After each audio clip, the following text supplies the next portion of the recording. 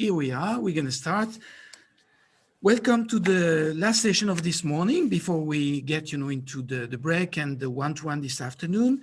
So we're going to talk about blockchain, and we want to understand with our three panelists today how the blockchain can improve, the value chain, especially in our world of marine ingredient. So I'm going to ask you, gentlemen, to make a short introduction. Tell us who you are, where do you come from, what your company is doing. And we're going to start UK first with Francisco. Hey. Well, thank you very much first of all, for this great opportunity to be presenting in this event. My name is Francisco Aldon. I am a Peruvian by birth and born and raised in Peru. But I'm based in London, in the UK, for already more than 13 years, around that. And I am currently the CEO of MarinTrust. MarinTrust is the third-party business-to-business certification program for the marine ingredients. What we do is basically this certification program allows fish meal producers, producer of marine ingredients, fish meal, fish oil, for example, and processors. These are storage facilities, trading, fish oil refining, to demonstrate their commitment towards responsible sourcing and production. That's in a nutshell what we are. Okay, perfect. Harald, can you introduce yourself? Yes, thank you. Thank you for inviting us, or me. My name is Harald Hernæs. I work for Lerøy Seafood as a sales and distribution manager Europe, which means that I try to assist and follow up our downstream activities in Europe, notably France and Netherlands, with whatever they require throughout from our value chain. Excellent. Then Erik. Yeah, thank you. Thank you for the invitation. I'm the CEO and co-founder of Orivo. I'm a chemist and a microbiologist and an entrepreneur. In Orivo, we provide what we call evidence-based transparency to the marine ingredient industry.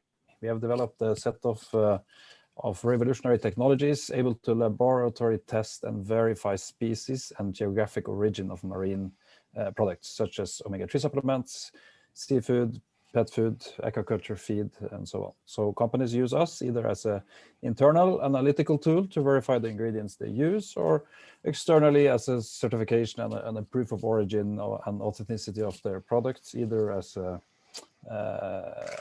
logo on products, like the background is ruining that. Anyway, yes, that's us. Excellent. So blockchain.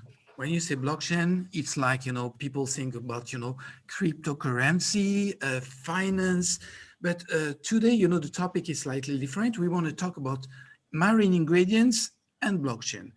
And so to explain to our audience what we're talking about, I would like, Francisco to give his definition of how we can see, the blockchain in our marine ingredient context. Okay. Well, first of all, it's just the understanding of blockchain, what it is that it's, and we see it basically as a tool that will allow digital records of transactions to be stored in a way, like in blocks. And these blocks are all linked together to a single list. This will allow them to be immutable, decentralized. They're complex, secure and confidential because they use encryption and cryptocurrency, and it has all of those. It's being linked to cryptocurrency, as you mentioned, but the tool, the effective, the blockchain point of it, it has a great potential. It has a great potential. I'm not saying it's the only one, and I cluster all of these as innovative traceability. Okay, so it has a great potential to bring a robust and transparent traceability to the industry. In this way, with this information, we'll reduce also the risk of using IUU material into the production of ingredients. It will help companies and demonstrate the origin of the product, because it will be easy to trace will contribute to the operational effectiveness for a business, because they will know the production, they will improve from that. It will facilitate the data flow on transactions, in a transporting manner, because it's decentralized. It will use different entry points. However, this, as I see it, is still a concept that it's still a bit far to reach if we look into the concept of marine ingredients in a global scale, because the operations, this is due to the nature of the activities that it has, the marine ingredient production and the trading itself, that involve different parts of the world. Some of those parts of the world will be more advanced than the other ones, will have better means. So it's a great tool. So, and thank you for this, explanation. So, well, we understand that, you're the specialist for the certification. We have Svein Erik for the traceability, and we have one big company that is also one customer of your services, and that will run, to implement, this processing and this blockchain concept. So my second question will be more to Harald. As a big company, what would be your definition of the blockchain use in the marine ingredient world? That's a good question. I'm not sure I can define the blockchain for the marine ingredient, but I can talk a little bit about what we have done in our company, talking more about traceability, because that's what we're really talking about here. Blockchain is a technology, but what we aim to achieve is traceability. And we have a goal to be on the forefront of traceability, forefront in the seafood industry on traceability and extended traceability tracking. I'd say we launched our first traceability system called FishTrack back in 2002, where we combined the traceability from our farming companies and industry up towards our sales ERP, so that we could have a joint record. By that, we were able then to, for our B2B customer, to provide them with a login to our system, and then could download the complete product CV from this, and this we're still doing today. The next steps we did was, let's say, in 2015, together with our partner in Norway, Norgesgruppen, one of the biggest retailer, where we launched a concept called Gladlaks, where we printed a code onto the packages of the consumer packages in the store you could find in the stores, where you could go to the website gladlaks.no and type in this code, and you would get the complete product CV again. All the consumers would be provided the same information. In 2018, we were contacted by our partner one of our partners or partners in France called Carrefour. You probably know them. Yeah. And they asked us if we would be willing and interested to supply their blockchain with the traceability information. So we started then, and we launched in January 2020, where you could then for the first time find our products, certain Carrefour products in the stores with a QR code, a dynamic QR code that you could scan with your phone, and then have the full traceability of the product at your hand, seeing where it came from, where the eggs were hatched, where it was transferred to the sea, and when it was slaughtered and packaged in our factories in France. And we did that again in this year. We launched it for the same with Carrefour Belgium, with our smoked products produced at our factories in the Netherlands. So that's been a good experience for us in terms of going forward in traceability. Excellent. And traceability is one important point, and Orivo is focusing on the traceability, Svein Erik. And would you agree with Harald? And how did you came, to this idea of tracking everything from the source to the shelf, and how complicated it is?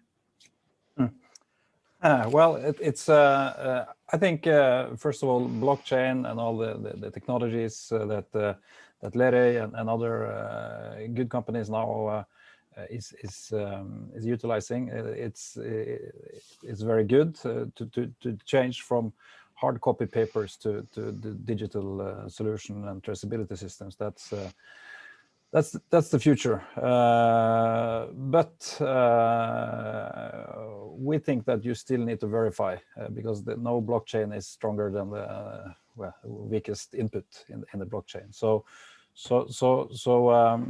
we have implemented tools, analytical tools, laboratory tools to actually verify or be a add-on to the blockchain. So to give you an example, if a truck of fish oil leaves the factory, as Francisco says, fish oil can come from a lot of different countries. Half of this truck could be human grade fish oil and half of this could be feed grade fish oil. But the paper in the truck driver's hands could say it's 100% human grade. And of course, either I'm pretty sure there is an Excel sheet at this factory telling the truth. So either this Excel sheet, if this turns fully digital and part of a blockchain, which is probably the case in Lerøy's production, I believe, that will make it much harder to make such a fraud fish oil truck. But also, if you are able to test this fish oil someplace in the value chain for feed grade quality or human grade quality and detect that actually this is 50-50, it's not 100%. It's a bit theoretical, this example. It's not, the technology is not always able to do that, but if you have testing technology along the value chain to actually verify the blockchain, then you have a really, really good system. So where should I start? I understand that traceability is key, in the blockchain. But then if we want, to have a full advantage of capitalizing on the blockchain, we need transparency as well. And Francisco, how can we deal with this data sharing? Because data is essential. How we can collect the data, share the data, because there's also some commercial aspect, competition aspect. So how can we be open, and use this data in full transparency to adapt the blockchain and improve, the processing between, the origin of the product to the customer? Well, yeah, I mean, there is a lot of work that what you just mentioned, it can be dealt with, cryptography and all of these, points that mentioned before, which makes it complex, encryption and stuff like that. That part can be implemented into the blockchain to create this confidentiality. So people will have a key and a special key that will only be able to see the data that it should be looking.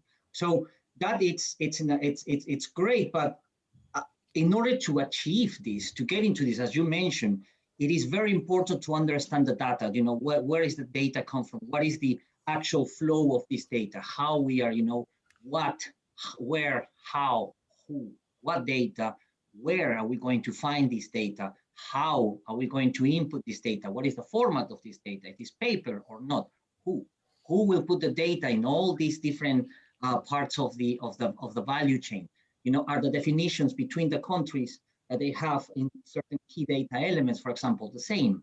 That's why the GDST has made this list of KDEs to try to simplify the definitions. The understanding of traceability. So, I mean, the cryptography, the complexity of the blockchain will allow this confidentiality, but to make it work, to make it work properly, we need to make it accessible, but this accessibility needs to start with teaching the basics of this, the basics of what it is, the data that it needs to be used, what is the information, the basic knowledge for this to work. And this is what in MarinTrust we are aiming on all these fish meal and all the sites. It's to empower them, to teach them all these, the basic concept of traceability, basic concepts of key data elements or innovative traceability. So then they are prepared. You know, as Svein saying, this is the future, and this has to be available from Norway to South Africa, from side to side. It's a complex challenge, and I will take 2 or 3 examples, and I would like maybe Harald, to elaborate on this, because in the cosmetic, in the pharma, in the food and the pet food, we use marine ingredient pretty much all over. But as you know, and I take the example of seaweed, if we buy seaweed from Southeast Asia, it's a catastrophe. And sometimes because, the heavy metals, the pesticide, the estrogen, so sometimes, the seaweed are coming, from Southeast Asia, they are transformed in another place, and they are resold, on the market as these are the place, products, but the origin is slightly different. We have an example also in Alaska, where pretty much all the crabs are fished in Alaska. They are sent to China, be processed, and they are resold, in the US as a foreign product. So how can the customer, understand the real value of this blockchain, and how the big company like you, Harald, can deal with that? Because it's not just you, it's every single partner that needs to play with the rules. I think now you're getting a little bit out of my area of expertise, but no, but it's just to understand, how a company like yours can adapt, to this global challenge, because I think that it's at this stage, it's wishful thinking. We can work on traceability, but implementing this blockchain, is it something that will become a reality sooner or later? A very good question. I think personally, I think it's quite far ahead to, or at least some time where we will be able to be that, to connect all producers around the world into a joint standard or a platform where everybody can communicate and trust the ledgers or something. But I can only say for what we are doing, and since we have control of the full value chain on the species that we sell, most of, like salmon, we have full traceability on our products. But I think that will be my answer. And Svein, Erik, how do you deal with the other partners, because you're one player in the blockchain value chain? So how do you adapt, and how do you convince, your customers, your partner, your service provider to use your traceability system, and how do you fit into this global challenge? I'll try answering that. I think Harald his point is that he has his blockchain, and he controls his more or less the full value chain. But as an example, and I think that our clients, they will always own the blockchain. I think Harald is correct. There will and universal governmental or EU driven big system database that controls everything. That's far ahead. But Lerøy has a very good blockchain. But they have probably a lot internal to put into the blockchain, but again, he needs to his consumers, his clients need to trust on his blockchain.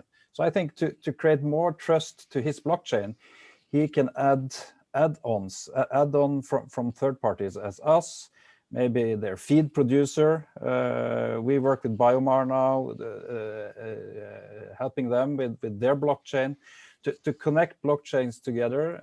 I think that will give more credibility to the blockchain that Harald owns, to give third-party evidence or credibility to that blockchain. That could be something to okay. And Harald, coming back to you, and I understand that it's complicated, and I don't see that happening, and I agree with you. global, blockchain for the seafood industry or even for the marine ingredient. It's a dream situation, and we wish one day we can reach to that. But now let's focus on each customer and each client, partnership. So how do you see and how do you anticipate the customer reaction if we implement more automation and transparency in this entire value chain? So I'm going to the supermarket, I buy your salmon, and I pass, these funny tools that many apps, can tell you what you buy. How do you see and how do you anticipate, this reaction from the customers? I think it's generally positive, but from our experience, when we launched, like I talked about before, in 2015, the Gladlaks, what we saw is that I think some consumers maybe did it once, they saw it worked, and then they never tried it again. But the main issue we had, I think, with that one is that it was too complicated.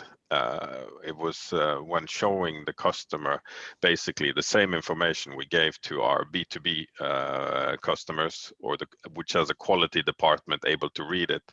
It was overkill on the information. Our consumer, or maybe our customers, they didn't have the necessary knowledge to interpret the information.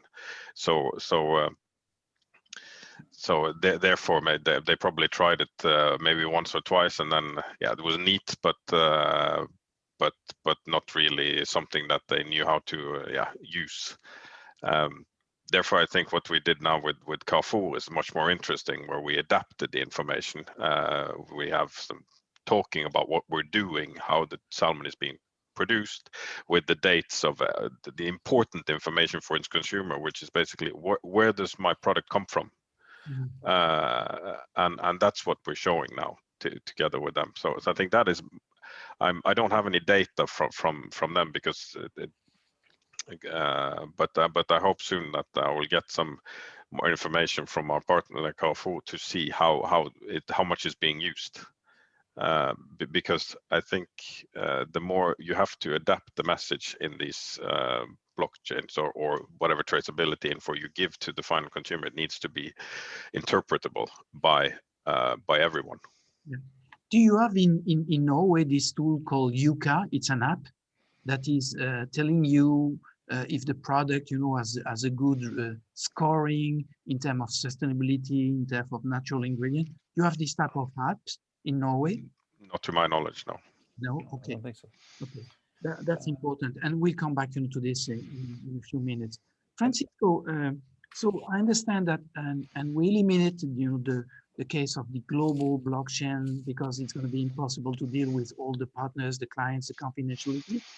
So what will be the added value of a personalized database to help tracking the origin and improve the customer relationship? And what type of data will be essential for the customer to learn about the origin of the product? Okay. Okay. On your first point with regards to the global blockchain, this is if the ambitions is to have one blockchain that will connect everything. And in the case, it could be many different blockchains, but from different companies. But the idea is to connect these companies that have their suppliers in another part of the world to teach them the actual knowledge of this. Now, with regards to what was your question, was what key data elements or what elements we would need to use to for the consumer to. Well, it's normally the origin what they look for, but this will depend also on how far this consumer wants to go. With regards to what information, what are their expectations? As Harald mentioned, there sometimes will be too much information that it goes escape out of their reach. So there's normally about the origin of the species. In this case, for example, if the consumer wants to know about the salmon farming, the farm, it can connect from the farm the origin of the salmon to the consumer, and he can tell a story. A story about the origin, how this can be, and he can create, with communication, you can create the story of the actual farmer that story of the farmer, Norway, and how, which I saw this in another discussion about how blockchain can be used as a communication to engage with consumers. They will normally be looking for the origin to know if this fish or this product comes from, a reasonable place or a safe place. And this is normally the European mentality in reality, because if you go to another part of the world, like Latin America, for example, there are certain places there that the majority really will think about how nice is this fish instead of the actual origin. So it's about the perspective of it. But yes, the main KDEs that I think it will be, and they will travel a lot, is normally the origin of that product, the origin of the product, where it comes from. That is the main thing, and then it just allowing how to travel that and tell the story. Okay, so I understand that, from what you all said, there is a demand, from the customer to get more transparency and more traceability, that's for sure. Do you think that if EU, US, North America, China get into regulation, it will be a good thing for the customer relationship? And with this, I would say, new regulation about the traceability will impose standards to the industry that will be doable? Maybe, Harald, you can answer this one. Well, I think, since what I've said previously is we control our whole value chain. So yes, I think for us, we are ready.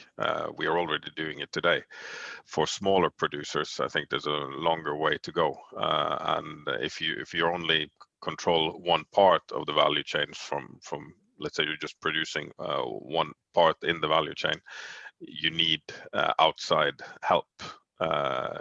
Or some regulations or rules or common platform to connect you to the rest of the value chain. Mm-hmm. And Svein, Erik, when to bounce on this answer, when you're a final customer, you go to the supermarket, you look at the sticker on the packaging, and do you think that your traceability system can help to improve the choice of the customer, and what do we need to do to get to that point? Yeah, yes, I think we can help. Of course, I have to answer that, but I think supermarket is one thing. I think we also need to see some trends here. Of course, salmon fillet, probably most of that is sold through supermarkets, but I think more and more is sold online of other type of products, for instance, dietary supplements. So the value of a logo during this 5-second time span at the retail shelf, that's one thing. Another thing is earlier here we had the guy from telling about TikTok. They use now TikTok to influence their clients. So I think EU regulation, as Harald says, the whole industry it's not ready, and it's a big thing. But consumers will demand this, and it's Ragnhild said it's all about storytelling.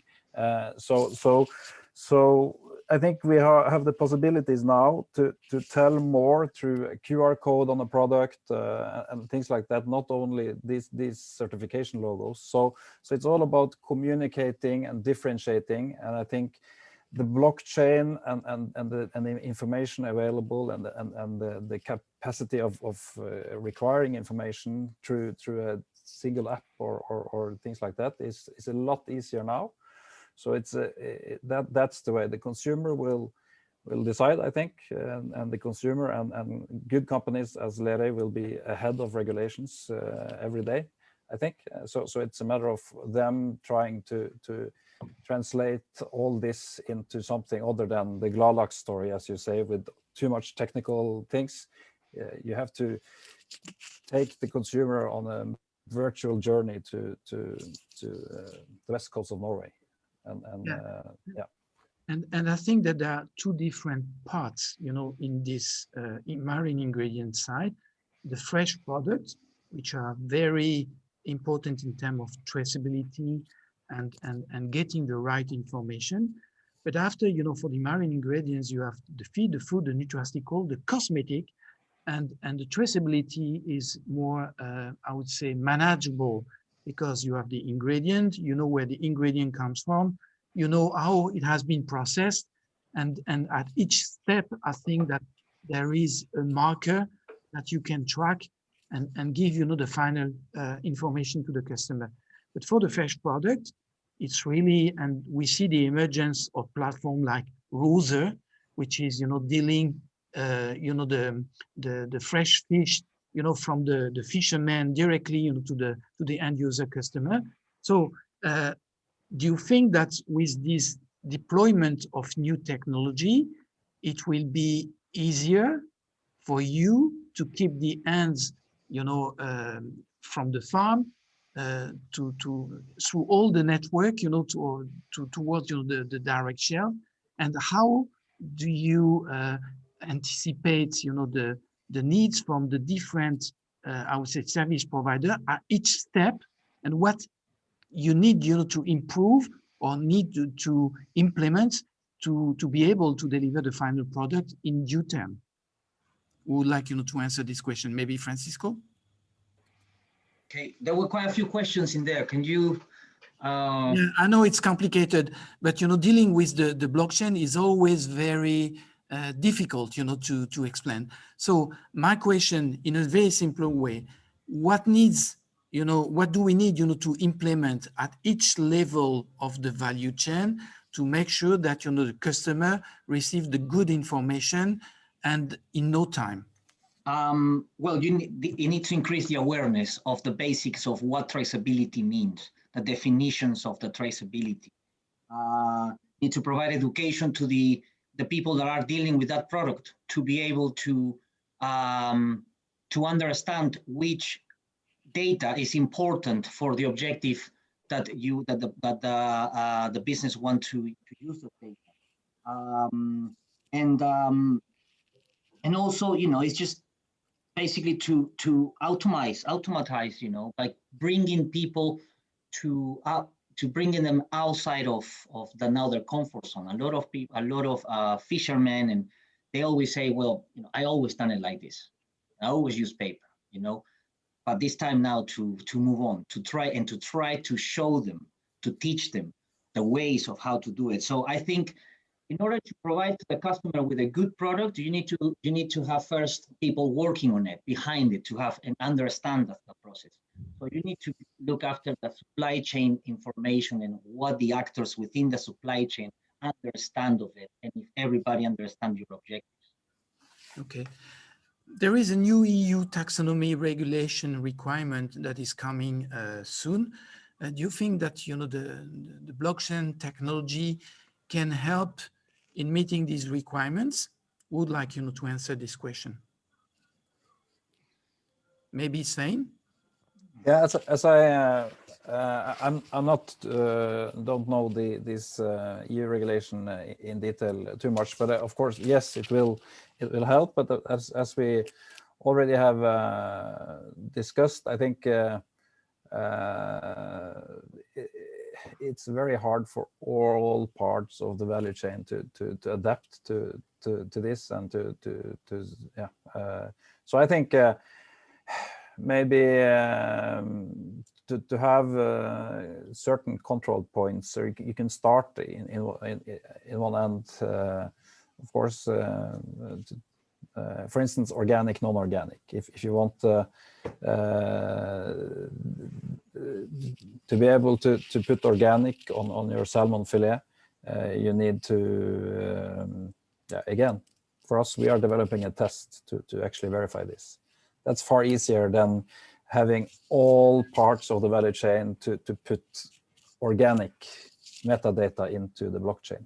It's as easy as at the end you need to show third-party tests proving this is organic or not.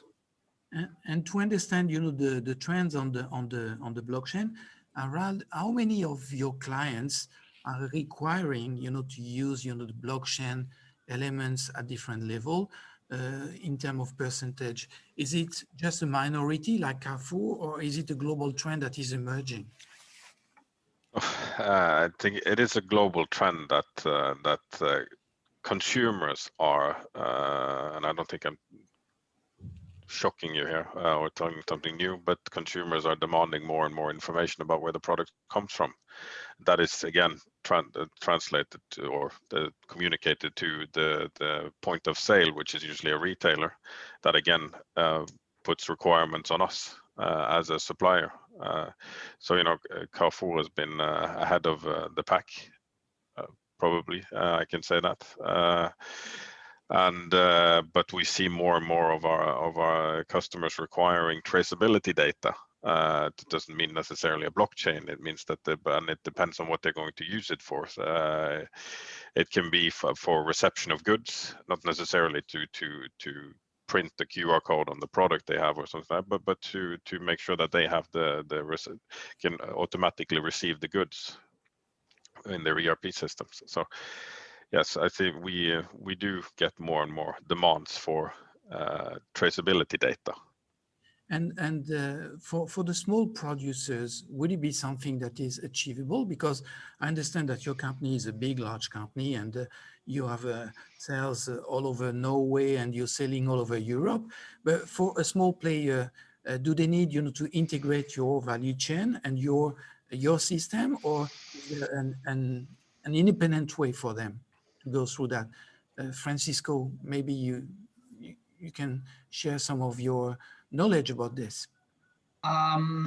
Yeah, well, with the small producers, they will have the ability to understand, because the thing here will be about that technology too, that how interoperable it is.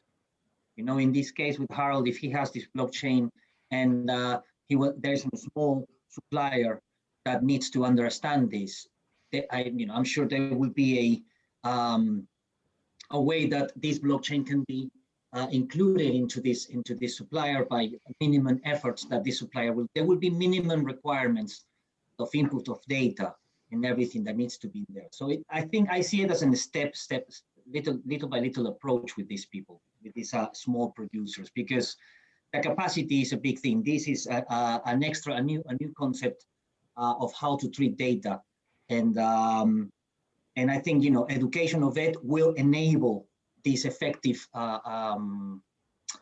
transfer of data.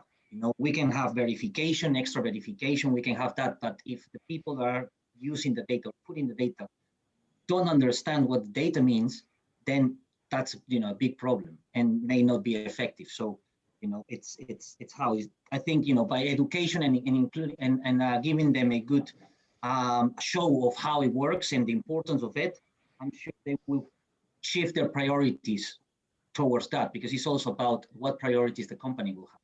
Yeah, and I think that the regulatory bodies, will impose in a few years, these standards. So what do you see, and how do you anticipate, the demand, especially from the European agencies in terms of traceability and quality control? Svein, have you been working with the European authority already on this issue? No, not really. We have tried working on the European pharmacopy regulations, more on chemical testing level, but on not really. And Harald, at your level, do you have a channel of communication with EU bodies in terms of regulation, control, traceability? And how do you cooperate, with these agencies, to prepare the future regulation that sooner or later will come to life? That I don't know. I'm not sure. We are regularly contacted by different authorities to share information on some level, EU authorities also, but that's not something that I deal with, and I can't answer that directly. I think Pierre, I think companies as MarinTrust and IFO and GoEd and all these organizations, that would be the channel to influence authorities. So they deal with the companies on one side, they talk, to the European authorities, and they try to adapt the strategy to fit, in the best way, the requirement from the industry. Is that correct? Mm-hmm. Yeah, well, we looked at the regulations that that exist in the area to try to to take the relevant points and to adapt them, to serve like the standard will serve as a tool to comply with those regulations, within the realistic points. And my last question, because we're talking about a global market, and some of the origin is questionable, especially when we mentioned the quality of water in Southeast Asia. So do you think that we need to push forward at global level to get this type of regulation and implement blockchain? Or would it be business as usual, and company like Lerøy that can implement that will continue to improve the traceability, and nothing will be done for the small ones? Who would like to answer on this one? I don't think not necessarily blockchain. It will be traceability, concepts of traceability, innovative traceability. I think that will be So this is the requirement from the customer. This is the type of product that you're trying to implement. And this is the type of requirement also that the large companies and your customers such as Carrefour, Harald, are requiring. Are we okay on this, or is there another way? Sorry, could you repeat the question? I was wondering, if we need to work together to get, into this value chain and traceability, or do you think that, the independent way that is more focused on the development of each company will be something that we can envisage in the future? Because what you're doing is well, and you control, the entire process of traceability with your customer, but also with your service provider. Is there a need for you to get, into this global traceability, I'd say, way of thinking?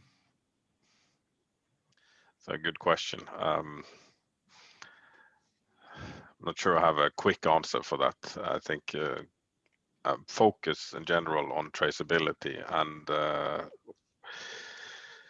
food safety, I think also comes to mind.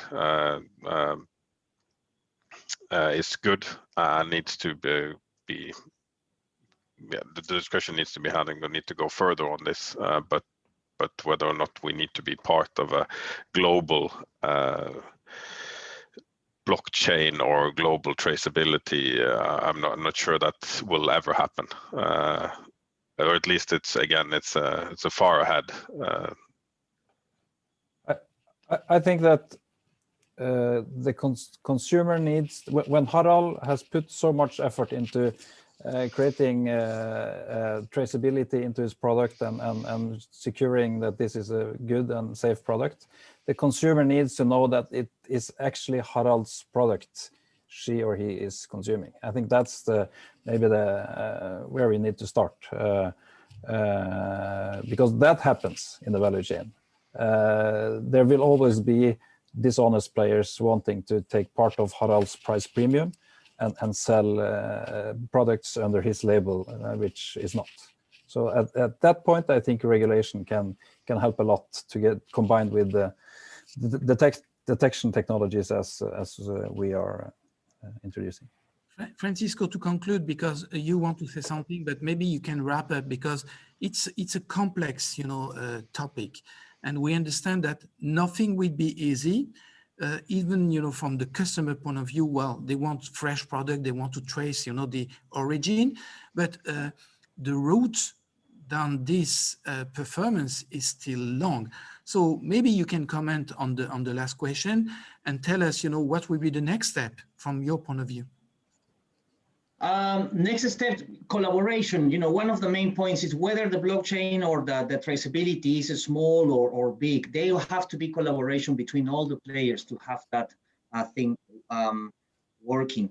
And I think my point here to make this thing move forward is that it's implementing the knowledge of it, understanding of it, understanding of the concepts, the basic concepts, to pass them through to standardize the different definitions of it, so then it can be worked effectively.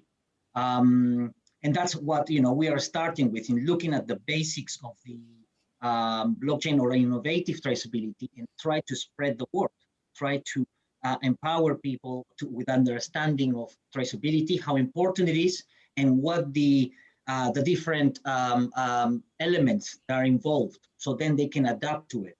So it's basically everything starts with the knowledge, I think, and then afterwards you can start in building an investment in tools and stuff, but you need to know your stuff first in order to invest in this.